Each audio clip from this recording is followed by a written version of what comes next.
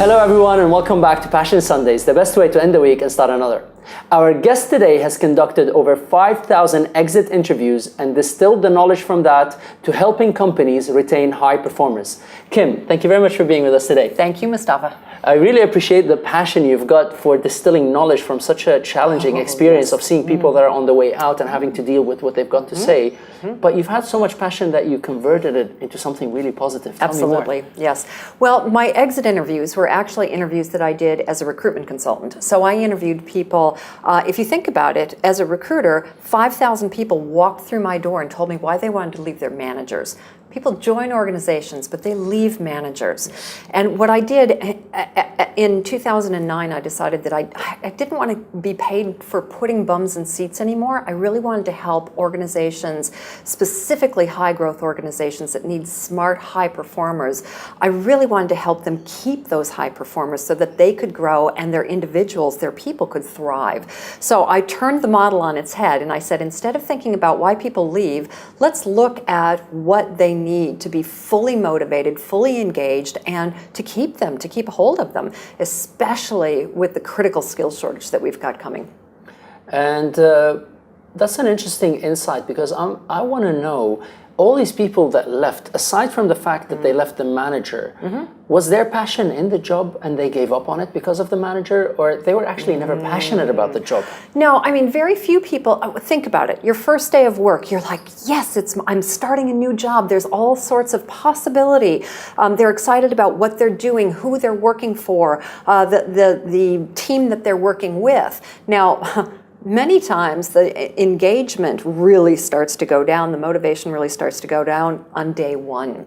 22% of employee turnover actually occurs within the first 45 days of employment. Wow. And then it can just go down from there. So people are typically really excited about a new job, but then they become dismotivated and it all starts to turn to custard. And even if people don't decide to leave, the disengagement statistics are astounding in the world. And we lose so much productivity by having people that aren't able to do their best work and love doing it. I love it, but that's an interesting insight that people have kind of already broken from that thing within 45 days from joining. Absolutely. Sometimes within day one. And then they stick just because they need the pay. Either that or, it's, same thing, different day. Any position that I go for will be the same thing. So they really start to feel after a series of these that maybe this is just the way it is. And it so does not have to be. So here's the interesting thing. I want to know about the employee side of it, because you've interviewed 5,000 people who pretty much lost their passion. What would you advise somebody who's in a challenging job, challenging position, about finding their passion in the current situation? Great question, Moustafa. What I've found is that the biggest things, sometimes the smallest things, make the biggest difference. So people have a tendency, it's in our psychological makeup to want to throw the baby out with the bathwater. So if they become frustrated, if they lose their passion, they want to change everything. And what I advise people to do is, let's not, jump from the frying pan into the fire. Let's take a look at what's started, where did your frustration start from? And then let's concentrate on fixing that. Now, I could tell you stories of people that have gone from wanting to completely retrain to do something else to maybe moving a desk because they were sitting under a light that was so bright that they had to wear a ball cap to work, or a chair that just wasn't, and these little things start to become these big niggling frustrations. Then all of a sudden, everything about our job, the environment that we work in, we generalize and it becomes such a problem. So if you're starting to get frustrated or bored, start to look at what the root cause is and fix that. You want to get into an emotionally neutral state before making any big decisions. So you don't think we should go from a negative state to a positive? You think we should go first to neutral? Neutral, and then start making the decisions that you need to make. And from a manager's standpoint, managers would be really smart if they help their staff do that. One of the frameworks that I teach is called the 5 Focused Conversations, and that's a monthly conversational framework that helps managers sit down and have the right conversations with their staff. And having those frequent conversations enables them to see when there's a little bit of a state change. And one of the exercises that I highly recommend is to go through that with their employees. Where did those little frustrations come from? Fix that before the problem becomes so large that it's irreparable. And if I'm talking about these conversations that managers need to have with the employees, there's always a fine line here. Because what the employee wants is to be passionate about what they're doing. What the company wants is the employee to deliver. How do we find that sweet spot? How? You have read my mind, Moustafa, because I like to say that the conversations have to occur in the sweet spot of where the needs of the organization intersect with the needs of the manager.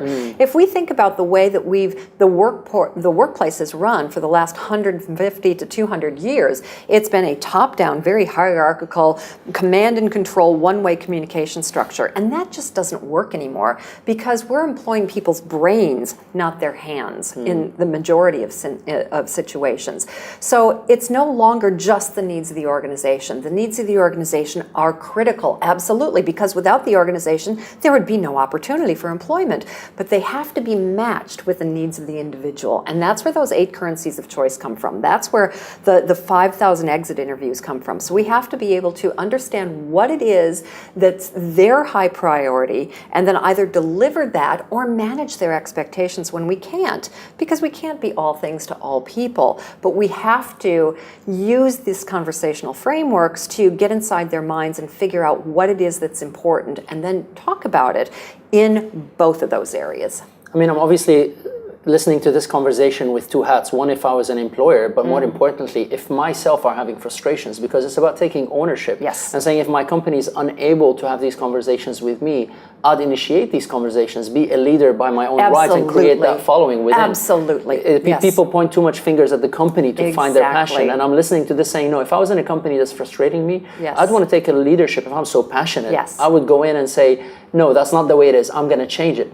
If I can't change it, I'll get out of here. Yes. But I'd be passionate enough to do that. Absolutely. And so you're right on target. As an employee, you want to take the lead. You want to make sure that your manager sits down with you and has the conversations around, gives you feedback, lets you have the opportunity to have your say, that you're certain and clear about what it is that you're expected not to do, but to achieve and how that success is measured. You want some advice in career management and how can you identify opportunities that you may not see that they could. How do you stay motivated and how do you play to your strengths? Those are the 5 focused conversations that are just absolutely critical. And if your manager isn't having those with you, then you take control, you take the lead, and you have it with them. I love that. Take control, take lead of your passion. Exactly Kim, right. That's been a phenomenal interview. Thank you, Thank you very much. I love it. Passion. What do you think? I would love to hear your opinion. If you found this episode useful about learning what not to do in a company to lose employee or lose your job, then do write your comments on the blog below or share it with your friends. And if you'd like more tools, tips, techniques, and exclusive interviews that I only share on my website, go to moustafa.com. Until next episode, live passionately.